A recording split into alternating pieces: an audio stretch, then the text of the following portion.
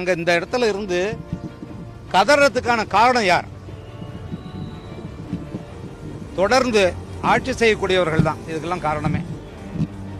ஏன்னா விவசாயத்தை பத்தி அடிப்படை அறிவே இங்க யாருக்கும் இல்லாம தான் இருக்குங்க. அதுதான் பிரச்சனை. இந்த அமைச்சர்கள், அதிகாரிகள் எல்லாரையும் சேர்த்து சொல்றேன், நீங்கெல்லாம் எதுக்கு உங்களுக்கு எதுங்க 50 கார் கூட ஓடுது? போய் என்ன பண்ண போறீங்க அவ்வளவு வேகமா? போய் என்னத்துக்கு இழுக்கிறீங்க? தமிழ்நாட்டில் சென்னையில் இந்த எல்லை பகுதியிலிருந்து தொடங்கி கடைசி கோயம்புத்தூர், திருநெல்வேலி வரைக்கும் நீங்க போறீங்களா நெடுஞ்சாலையில்? எங்கேயாவது ஒரே ஒரு பச்சையை பார்த்திருக்காரா நம்ம முதலமைச்சர் ஸ்டாலின் ஐயா அவர்கள் எங்கேயாவது ஒரு பச்சையை பார்த்திருக்குன்னு சொல்லுங்க பார்ப்போம். பார்க்கலையே. எந்த அமைச்சர்களாவது பார்த்திருக்கீங்களா? ஒரே ஒரு பச்சைய ஒரு நிலத்தை பார்த்திருக்கீங்களா? பயிர் செய்யக்கூடிய நிலங்கள் என்னாச்சு? அதை பத்தி உங்களுக்கு அக்கறை இருக்கா? எவனோ தாலி அறுத்து கடன் வாங்கி பட்னி கிடந்து வெயிலையும் வெள்ளத்திலையும் எல்லாத்திலையும் கிடந்து விளைவிச்சா அதை பாதிக்கு விலை வாங்கி கமிஷன் வாங்கி அதை சேமிச்சு வைக்க கிடங்கு கட்ட வக்கில உங்களுக்கெல்லாம்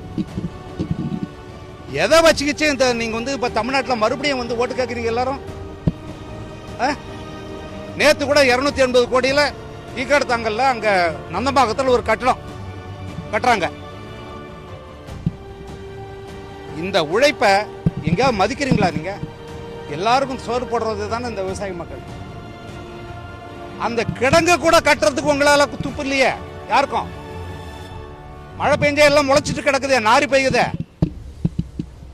ஏன் அதை சிந்திக்க மாட்டேங்கிறீங்க? ஏன்னா உங்களுக்கு விவசாயம் தெரியாது. விவசாயம் தெரிஞ்சவங்ககிட்ட கொடுங்க. விவசாயம் தெரிஞ்சவங்களும் அந்த பிரச்சனை தாங்க. ஏன்னா நான் இந்த இடத்துல இந்த எழும்பூர்ல நிக்கிறேன்னா 7 ரூபா 40 பைசா டிக்கெட்ல எங்க அப்பாவோட நான் ரயில்ல பயணத்தில் வந்தேன். பண்ருட்டிலிருந்து இதே எழும்பூர்ல தான் நான் இறங்கினேன். இன்றைக்கு இந்த இடத்துல விவசாயிகளுக்காக நான் பேசுறேன். என் மகன் விவசாயம் பண்ண தயார் இல்லை. நான் வேற வழியெல்லாம் பண்ணிக்கிட்டு இருக்கேன். ஏன்னா வேலை இல்லாதவன் தான்ப்பா விவசாயம் பண்ணுவான்னு சொல்றான். ஏன்னா என்னுடைய மகன்கள் ஒவ்வொருத்தருக்கும் ஒரு நிலத்தை கொடுத்து விவசாயம் பண்ண வச்சேன். நான் பண்ணதுல பயந்துட்டாங்க அவங்க. ஒரு தடவை எனக்கு ஒரு 30,000 ரூபாய் லாபம் கிடைச்சது. வேர்க்கடலை போட்டேன். அடுத்து ஒருத்தன் எள்ளு போட வச்சேன். நம்புங்களா நீங்க? 64,000 ரூபாய் செலவு பண்ணேன். கடவுள் சத்தியமா 1 ரூபாய் வரல. 1 ரூபாய் வரல. நான் தாங்கிக்கிட்டேன். இந்த ஏழை விவசாயிகள் எப்படி தாங்குவாங்க?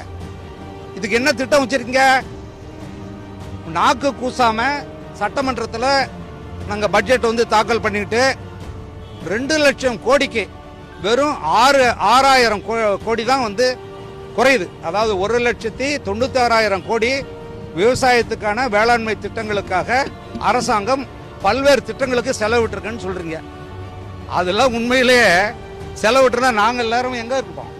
இந்த மூஞ்ச பாருங்க. 2 லட்சம் கோடி அனுபவிச்ச கூட்டமாது பாருங்க. எங்க எல்லாம் பேப்பர்ல தான் போய்கிட்டு இருக்கு உட்காந்துக்கிட்டு. ஏன் உங்க வீட்டுல பிள்ளைகளா இருக்காங்களே, நான் தரேன் 1 ஏக்கர் நிலம் தரேன். எனக்கு நிறைய நிலம் இருக்கு. எங்க தாத்தாவோட நிலம் இருக்கு, அப்பாவோட நிலம் இருக்கு, நான் சம்பாதிச்ச நிலம் இருக்கு. கொஞ்சம் எல்லாரும் அரசியல் ஏன் தொடர்ந்து நீங்க அரசியல் இருந்துகிட்டே இருக்கணுமா? எம்எல்ஏவா இருந்துகிட்டே இருக்கணுமா? எம்பியா இருந்துகிட்டே இருக்கணுமா? ஆண்டுகிட்டே இருக்கணுமா? ஒரு வருஷம் விவசாயம் பண்ணுங்க எல்லாரும். உங்க வீட்டுல பொண்டாட்டி பிள்ளை பேர பிள்ளைங்க எல்லாரும் கூட்டுவாங்க. எல்லாரும் 1 ஏக்கர் நிலம் தரேன். அன்னைக்கு தெரியும் உங்களுக்கு இந்த விவசாய மக்கள் எவ்வளவு கஷ்டப்படுறாங்க. விவசாயிகளை எல்லாரையும் சேர்ந்து ஏமாத்துறீங்க.